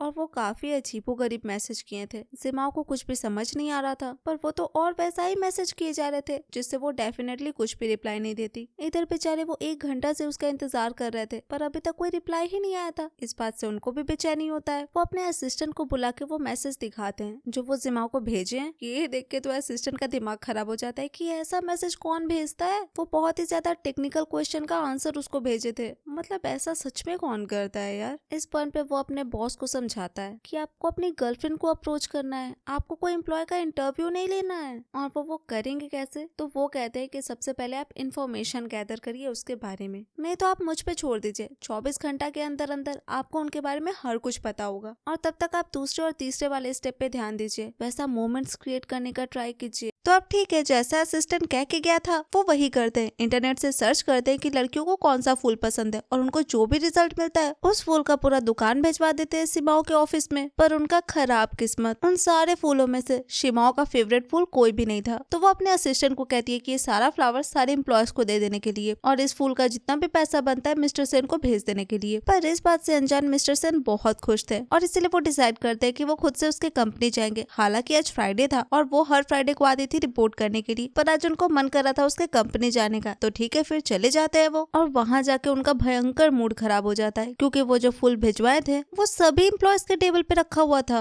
और ये देख के वो सीधे जाके जिमाओ से क्वेश्चन करते हैं कि कहाँ है फूल जो मैंने भिजवाया था। वो कहती है वो फूल आपने कोलैबोरेटिव प्रोजेक्ट के लिए भिजवाया था ना, अब मैं अकेले तो प्रोजेक्ट पे काम कर नहीं रही हूँ, सारे एम्प्लॉयज मिलके कर रहे हैं, तो क्यों ना रिपोर्ट सभी को दे दिया जाए। वो कहते हैं पर ये गिफ्ट था, लेकिन वो दिखाती है कि वो तो सारा पैसा ट्रांसफर कर चुकी है। पर अब ये सब छोड़ के वो पूछती है कि वर्किंग आवर्स में वो यहाँ करने क्या है, तो वो बताते हैं कि रिपोर्ट देखने। बेचारे मिस्टर सेन सच में रिपोर्ट देख के वापस लौट जाते हैं। अब ऐसे ही वो अपने ऑफिस में बैठे हुए थे, तभी उनकी माँ आती है और वो भी देख लेती है कि उनका बेटा देख क्या रहा है। तो पता चलता है कि उनका बेटा इंटरनेट पे सर्च किया है कि अलूफ फीमेल सीईओ का दिल कैसे जीतते हैं। अब ये देख के माँ तो समझ जाती है कि उनका बेटा जिमाओ को परसू करना चाह रहा है। वैसे ये बात उनको असिस्टेंट बता दिया था, पर फिलहाल वो उनको सोल्यूशन बताती है। वो तो अच्छे से जानते थे जिमाओ को, तो उसके कैरेक्टर के हिसाब से वो बताती है कि तुम्हारा बिजनेस टैक्टिक्स काम नहीं आएगा, यहाँ पे तुमको दिल से काम लेना पड़ेगा। और वो कैसे? तो 1 मिनट पहले लिख तो लेने दीजिए। हाँ, अब कहिए। तो माँ कहना शुरू करती है, पहला बात है तुम अपना सीईओ पर्सोना साइड में रखो, क्योंकि तुमको कोई कंपनी एक्वायर तो करना नहीं है। जिमाओ को परसू करना है तो हमेशा उससे लेने के बारे में मत सोचो, उसको देने के बारे में सोचो। वैसा मोमेंट क्रिएट करो जो उसको अच्छा लगे, लाइक थोड़ा बहुत घूमो, स्ट्रीट फूड ट्राई करो। इन शॉर्ट वो अपने बेटे को समझा रही थी कि डेट करते कैसे, डेट पे करते क्या क्या है। इस पॉइंट पे उनको याद आता है कि वो पहले एक टाइम पे बताई थी कि वो बीच पे जाना चाहती है। तो अब ठीक है, प्रोजेक्ट के बहाने तो वो उसको लेके जा ही सकते हैं। तो अब ठीक है, थोड़ी देर बाद असिस्टेंट का कॉल जाता है जिमाओ के पास और वो ऐसे ही एक प्रोजेक्ट के बारे में बात करता है जिसके लिए उसको बीच पे जाना पड़ेगा। अब उसको तो हमेशा से मन था, तो वो डिनाई नहीं करती है। वो सारा तैयारी करके एयरपोर्ट पे बैठी हुई थी, तब पता चलता है कि वहाँ मिस्टर सेन भी आते हैं। हाँ, वो पूछती है कि वो यहाँ पे क्या कर रहे हैं, जिस पे वो कहते हैं कि वो बिजनेस ट्रिप पे जा रहे हैं और कहाँ जा रहे हैं ये भी उसको बताते हैं। तब पता चलता है कि दोनों तो एक ही जगह पे जा रहे हैं। अब हाँ, वो कहती है कि तुम जानबूझ के किए ना, पर वो कहते हैं कि मेरे ही कंपनी का नया रूट है, मैं बिल्कुल जा सकता हूँ। हाँ, ये सुन के उसको गुस्सा आता है, पर वो कहते हैं कि मुझे याद है तुम बोली थी ना कि तुमको बीच पे जाना है वेकेशन के लिए, तो इसको एक ट्रिप ही समझो। अब गुस्सा में थी तो ढंग से तो बात करेगी नहीं, तो कहती है कि मुझे नींद आ रहा है, जब बोर्डिंग का टाइम हो तो उठा देना। अब उनको तो लग रहा था कि वो सो नहीं रही है, तो वो उससे बातें करने लगते हैं, मतलब ऐसे ही कुछ कुछ उसका पसंद पूछने लगते हैं, पर वो सच में सो जाती है। हाँ, इतनी देर तक वो उससे जो क्वेश्चन पूछ रहे थे नींद में ही वो आंसर कर रही थी। तो उस टाइम भी वो उससे कहते हैं कि मैं तुम्हें पसंद करता हूँ, क्या तुम करती हो? वो भी कह देती है कि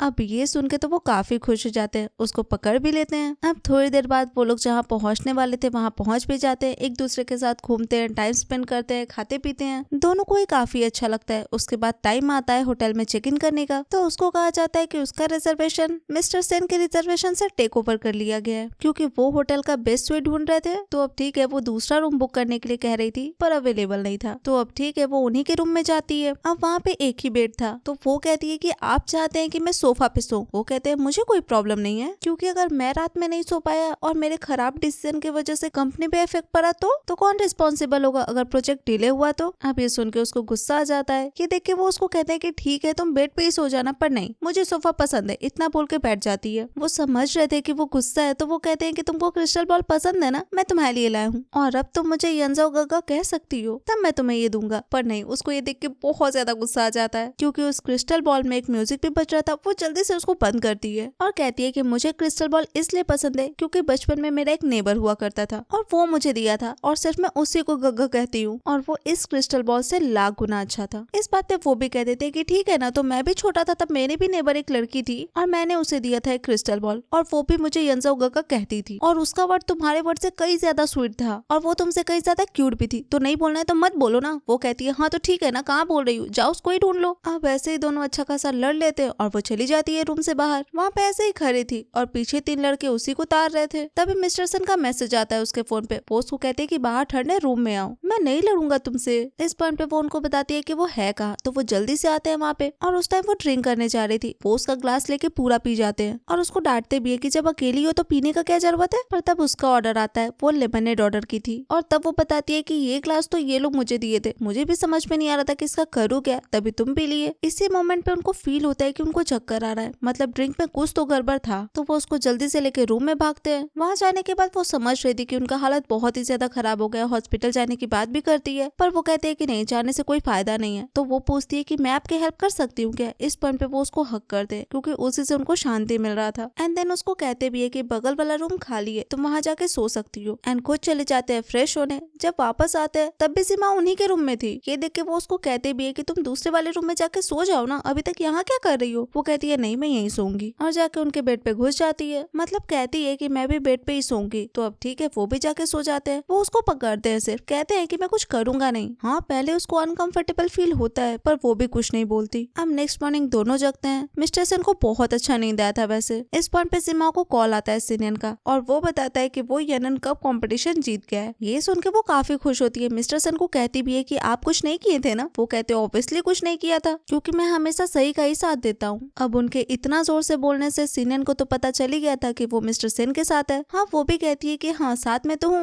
मैं तुमसे बाद में बात करती हूँ, ठीक है, इतना बोल के कॉल काट देती है। तो अब कॉल काटने के बाद वो मिस्टर सेन को कहती है कि जानबूझ के तुम किए ना। वो कहते हैं ऐसा कुछ नहीं है, मैं हमेशा रिस्पेक्ट करता हूँ टैलेंटेड लोग का, तुम्हारे जैसा नहीं हूँ जो खुद के स्टैंडर्ड पे लोगों को जज करती हो। तो अब ठीक है, इस बारे में वो लोग और क्या ही बात करेंगे। वो लोग तैयार होके वापस आते हैं। वहीं पे एयरपोर्ट पे उसको सिनन मिल जाता है और वो उसका पसंदीदा फ्लावर्स लेके आया था उसके लिए वैसे, और वो उसका पर्स भी लेना चाह रहा था पर मिस्टर सेन ले लेते हैं। और इस बात पे वो मिस्टर सेन को ताना जरूर मारता है कि उनको अभी तक जिमाओ का फेवरेट फूल के बारे में नहीं पता है, पर ठीक है, फिर थैंक यू भी बोलता है वो कंपटीशन ऑर्गेनाइज करने के लिए और साथ में जिमाओ का इतना हेल्प करने के लिए। पर ये सब बोल के जिमाओ को अपने साथ लेके जाने लगता है। अब ये तो तय था कि वो उसको उसके साथ जाने देंगे नहीं। तो अब लोग दोनों अपने अपने कंपनी के बारे में एक दूसरे को बताने लगते हैं, जो कि ऑलरेडी एक दूसरे को पता था। था। पर सीमाओ बीच में कहती है कि उसको भूख लगा है, तो अब मिस्टर सेन उसको लेके जाने लगते हैं, पर सिनियन रोकता है। तो अब तीनों जाते हैं एक ही जगह खाना खाने के लिए, और वहाँ पे फिर से वही तमाशा। मिस्टर सेन उसके खाने में और विनेगर ऐड किए जा रहे थे, ये बोल बोल के कि उसको टेस्ट पसंद आएगा, और वो उनके खाना में चिली पेपर ऐड किए जा रहा था और स्पाइसी बनाने के लिए। पर फाइनली थोड़ी देर में ये तमाशा बंद होता है, क्योंकि सिनियन को कॉल आता है और उसको कहा जाता है कि उसके डेटा मॉडल के साथ कुछ मॉडिफिकेशन करना है, तो उसको अर्जेंटली जाना पड़ेगा। अब वो तो समझ रहा था कि ये सब मिस्टर सेन करवाए हैं, पर उसके पास और कोई चॉइस नहीं था, वो चला जाता है। एंड देन मिस्टर सेन खाना खाते हैं, अपना नहीं सीमाओ का, क्योंकि अभी तक वही खाना सही था। अब ये देख के वो भी गुस्सा आ जाती है और गुस्सा गुस्सा में पूछ देती है कि पसंद करते हैं क्या आप मुझे। इस पॉइंट पे वो उसको कहना चाह रहे थे कि हाँ पसंद करता हूँ, पर वो तो उसका मुंह ही बंद कर देती है। पर वो उसको कहते हैं कि मैं जानता हूँ कि अब ये पॉसिबल नहीं है, पर मैं इस पे काम कर रहा हूँ और मैं पक्का अपना बिहेवियर सुधार लूंगा। अब यहाँ से सीन शिफ्ट होता है, वो अपने ऑफिस में थे, दिमाग लगा रहे थे कि सीमाओं से वो कैसे मिल पाएंगे, मतलब वो उससे माफी मांगना चाहते हैं, अपना बिहेवियर सुधार लिए, ये सब सीमाओं को कैसे दिखाएंगे। तभी उनको ध्यान आता है कि सीमाओं की जो असिस्टेंट है वो लीव ले रही है 1 वीक के लिए, तो क्यों ना वो उसके असिस्टेंट बन जाए। और इसके लिए वो अपने कंपनी का सारा मीटिंग सब कुछ 1 वीक बाद स्केड्यूल कर देते हैं और पहुंच जाते हैं सीमाओं के ऑफिस उसके असिस्टेंट बनने के लिए। अब इधर सीमाओं तो अपना काम कर रही थी, वो अपने असिस्टेंट को 1 कप कॉफी लाने के लिए कहती है, पर लेके आते हैं मिस्टर सेन। हाँ उनको देख के वो शॉक्ड होती है, पर वो उसको कहते हैं कि तुम्हारी असिस्टेंट अभी लीव पे गई है, तो उतने दिन के लिए मैं ही तुम्हारा असिस्टेंट हूँ। अब ठीक है, इस चीज का एक्सपीरियंस तो उसको भी लेना था और फ्री में मिल रहा था, तो क्या दिक्कत है। वो कॉफी पीती है, कहती है कि कॉफी का टेम्परेचर सही नहीं है, पर ठीक है कोई बात नहीं। उसके बाद वो उनको भर भर के काम देने लगती है, मतलब ढेर सारा डॉक्यूमेंट्स का फोटोकॉपी करने के लिए कहती है, फ्लोर टेबल सब साफ करने के लिए कहती है। मतलब जितना काम वो उससे करवाए थे उतना ही काम वो भी उनसे करवा रही थी, और वो करती भी है। और इतना करने के बाद वो कहती है कि मुझे म्यूजिक सुनना है, वो शुरू ही करते हैं कि कहती है हाँ हाँ बहुत बढ़िया, और चल देती है वहाँ से। अब पूरे दिन तो वो उसके साथ रहते हैं, रात में भी वो जब घर जा रही थी तब भी वो उसके साथ आ जाते हैं, क्योंकि वो अपना काम ओवर टाइम करना चाह रहे थे। अब अपने बॉस को ऐसे ही छोड़ देंगे क्या, वो सही से खाना खाई या नहीं, सोई या नहीं, ये भी तो जानना जरूरी था ना उनके लिए। अब ठीक है वो भी कुछ नहीं कहती है, वो लोग घर आते हैं और आज वो अपने बॉस को खुद के हाथ का बनाया हुआ खाना खिलाना चाहते थे, तो उसके लिए पैन में ऑयल तो डाल देते हैं, गर्म होने का वेट करने लगते हैं, पर 1 मिनट वो गैस तो ऑन ही नहीं किए। शिमाओ कहती है, तब जाके फटाफट गैस जलाते हैं और खाना बनाते हैं, और अब दोनों खाना खाने भी बैठते हैं। वैसे शिमाओ को उनका बनाया हुआ खाना बहुत पसंद आया था, तो वो लोग यही सब कर रहे थे, तभी गेट पे कोई आता है। वो जाके गेट खोलती है तो पता चलता है कि ये तो सिनियन है। वो भी खुश होकर उसको अंदर बुलाती है, पर रुक जाती है क्योंकि मिस्टर सेन अंदर ही थे। पर वो यहाँ आया क्यों था, तो वो उसको गिफ्ट देने आया था। वो बचपन में उसको कही थी कि उसको तारा बहुत पसंद है, और सिनियन भी उससे प्रॉमिस किया था कि वो उसको ला के देगा, और आज वो प्रॉमिस पूरा किया। वो जो उसके लिए गिफ्ट लेके आया था वो मेटियोर का टुकड़ा था, 4.5 बिलियन साल पहले का, और वैसे लैब टेस्टेड भी है, तो वो रख सकती है अपने पास। ये देख के उसको काफी अच्छा लगता है। तभी पीछे से मिस्टर सेन कहते हैं कि खाना ठंडा हो रहा है, और बोलते बोलते आ भी जाते हैं, उसका गिफ्ट लेते हैं, कहते हैं कि आधी रात में तुम इसको ये देने के लिए आए हो। एंड देन सीमाओं से पूछते हैं कि तुमको पसंद है, और अगर पसंद है तो मैं तुम्हारे लिए डायमंड माइन खरीद देता हूँ। इस पत्थर जैसा अंधेरा तो वो नहीं रहेगा, पर डेफिनेटली सीमाओं को ये गिफ्ट पसंद आया था, तो वो ले लेती है उनके हाथ से। इस पॉइंट पे सिनियन गुस्साते हुए कहता है कि तुम अपने पार्टनर से ओवर टाइम करवाने के लिए उसके घर तक आ गए अब। पर नहीं, वो उसको बताते हैं कि ये मेरी गर्लफ्रेंड है, और क्या मैं अपनी गर्लफ्रेंड के लिए खाना भी नहीं बना सकता। ये सुन के वो कहती है, कौन है तुम्हारी गर्लफ्रेंड। इस पॉइंट पे वो कहते हैं, तुम्हारा फिर नाटक शुरू हो गया ना। हाँ ठीक है, मैं जानता हूँ तुम गुस्सा में हो। पर नहीं, ये सुन के सिनियन फिर गुस्सा आता है, पर वो कहते हैं कि ये मुझे रिजेक्ट कर सकती है, पर मेरा फ्रीडम है, मैं इसको परसू कर सकता हूँ। और तुम आधी रात को सीमाओं को देने आए हो वो पत्थर जो उसको पसंद है, तो ये तरीका काफी पुराना हो गया। वो कहता है मैं उसको सब कुछ दे सकता हूँ जो उसको पसंद है। इस बात पे मिस्टर सेन कहते हैं कि उसको मेरा कुकिंग पसंद है। वो कहता है मैं भी कुक कर सकता हूँ। अब लो, इस बात पे दोनों लड़ लो, मतलब कंपटीशन करने की बात करने लगते हैं। पर नहीं, अब कुछ करने का कोई जरूरत नहीं था। सीमाओं चाहती थी कि दोनों के दोनों अब भी बाहर निकले वहाँ से, पर दोनों का नाटक था कि पहले ये जाएगा तो ये जाएगा, पर वो कहती है कि दोनों साथ में निकलो यहाँ से। तो अब ठीक है, दोनों जाते हैं वहाँ से। तब मिस्टर सेन का उसको मैसेज आया था कि आज उसका छुट्टी का दिन है, तो क्या वो ओवर टाइम करे। पर नहीं, उसके कंपनी का उसूल था कि वो अपने एम्प्लॉय से छुट्टी के दिन काम नहीं करवाती, तो वो अपना पर्सनल टाइम एंजॉय करने के लिए आराम से वहाँ से बाहर निकलती है। पर ऐसे कैसे मिस्टर सेन उसका पीछा छोड़ने वाले थे। वो अपने बॉस को फिर से लेने के लिए आते हैं खाना खाने के लिए। अब शुरुआत में तो उसको थोड़ा गुस्सा आता है, पर ठीक है, उसको भी अच्छा ही लग रहा था। अब दोनों रेस्टोरेंट में बैठते हैं, उसको जो जो अच्छा लगता है वो सब ऑर्डर कर देती है। खाना भी आता है, पर दोनों का अलग अलग। पर उसका ऑर्डर किया हुआ खाना वो उसको कुछ भी खाने नहीं देते। खाना तो छोड़ो, ड्रिंक भी वो नहीं करने देते जो वो ऑर्डर की थी। पर क्यों, तो वो सारा खाना का न्यूट्रिशन बताने लगते हैं जो वो उसको खाने के लिए कहते हैं, और वो हेल्थ के लिए काफी अच्छा है ये भी कहते हैं। पर नहीं, वो कहती है कि मैं तो कभी कभी बाहर जाती हूँ खाना खाने के लिए, और उसमें भी मैं वो नहीं खा सकती क्या जो मैं खाना चाहती हूँ। मतलब वो खाना चाहती थी, तो इस बात पे वो उससे माफी मांगते। वो कहते हैं कि शायद मैं तुमको अच्छे से जानता नहीं हूँ ना, इसीलिए। पर कोई बात नहीं, मैं तुम्हारे साथ बाहर आऊंगा ना बहुत बार खाना खाने के लिए, तो मुझे तुम्हारे पसंद नापसंद का आइडिया हो जाएगा, और मैं सिनयन से ज्यादा तुमको जान जाऊंगा। वो कहती है तुम मुझसे कंपेयर क्यों कर रहे हो खुद को।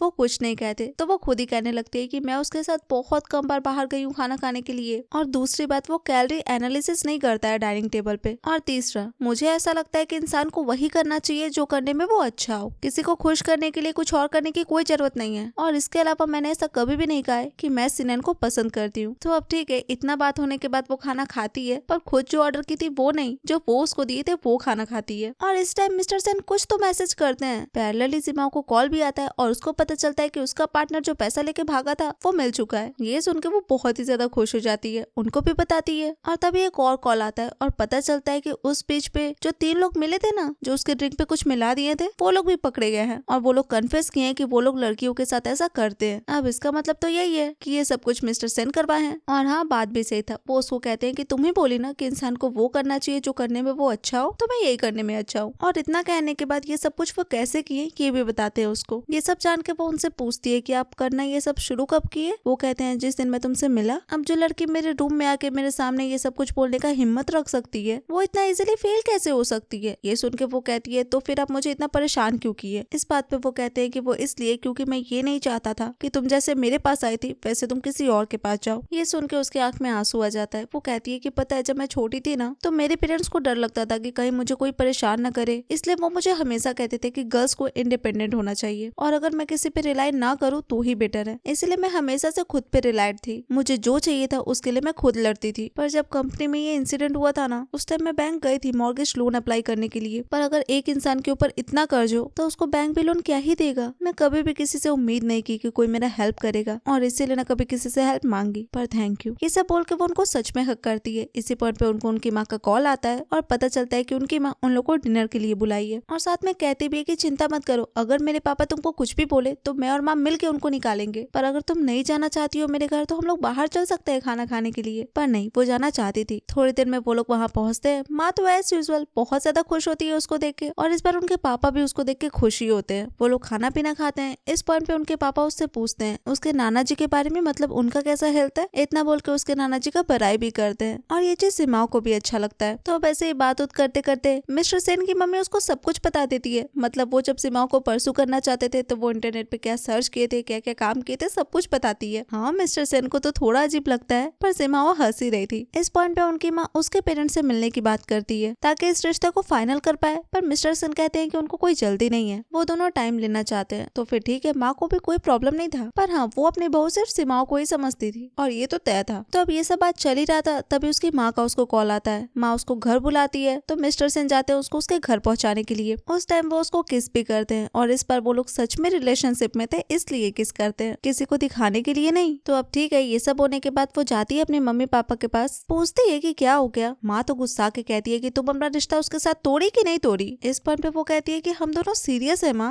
और हमारी फीलिंग सच्ची है, और वैसे भी डेट करना मेरा फ्रीडम है। ये सुन के माँ बहुत ही ज्यादा गर्मा जाती है क्योंकि शेन फैमिली उनके पीठ पीछे कुछ तो किया था। और वो क्या, तो शेन फैमिली उन लोग के फैमिली के बारे में इन्वेस्टिगेट करवाया था और इसी चीज की वजह से उसके पेरेंट्स बहुत नाराज थे और ये चीज तो उसको भी अच्छा नहीं लग रहा था। और अब उसको पता था कि उसको करना क्या है। वो अपने रूम में जाती है और मिस्टर सेन को मैसेज करती है कि अब से वो उसको कांटेक्ट ना करे तभी बेटर है। अब ये देख के उनका दिमाग खराब हो जाता है कि अभी तक तो सब कुछ सही था, अचानक से क्या हो गया। उसको मैसेज करते हैं, कॉल ट्राई करते हैं, पर कुछ नहीं होता। अब नेक्स्ट मॉर्निंग वो उसके घर के नीचे आते हैं। वो उसको मैसेज करते हैं कि मैं नीचे हूँ, मुझे रीजन चाहिए, अगर तुम नहीं आओगी तो मैं ऊपर आ जाऊंगा, अगर तुम मुझे एक्सप्लेन करती हो तो मैं पक्का अलग हो जाऊंगा बिना कोई तमाशा के। तो ठीक है, वो बुलाती है उनको ऊपर। वो उससे रीजन पूछते हैं कि अचानक से क्या हो गया। वो कहती है तुमको जो करना था तुम मेरे साथ करते ना, मेरे पेरेंट्स को हर्ट करने का क्या मतलब है। अब इसका क्या मतलब, तो वो उनको भी वो डॉक्यूमेंट दिखाती है। ये देख के वो कहते हैं कि मुझे इसके बारे में कोई आइडिया नहीं है, पर चिंता मत करो, मैं तुमको इसका आंसर जरूर दूंगा। इतना बोल के बगल में रखा हुआ क्रिस्टल बॉल उसके सामने लाते हैं। वो कहते हैं कि तुम कह रही थी ना कि तुम जब छोटी थी तब तुम्हारा नेबर तुमको एक क्रिस्टल बॉल दिया था, वो मैं ही था, तुमको उसका नाम याद है। अब हाँ, वो याद करती है तो उसका नाम यहाँ जाओ ही था। तो ठीक है, अब वो उनको एक चांस दे सकती थी एक्सप्लेन करने का। तो इस पॉइंट पे वो फाइल लेके जाते हैं अपने पापा के पास और ये करवाने का रीजन पूछते हैं। उनके पापा कहते हैं कि इसमें कुछ भी गलत नहीं है, जिस फैमिली में शादी हो रहा है उस फैमिली को जाना तो जरूरी है ना, बिजनेस मैरिज ऐसा ही होता है। पर वो कहते हैं कि हम दोनों का शादी बिजनेस मैरिज नहीं है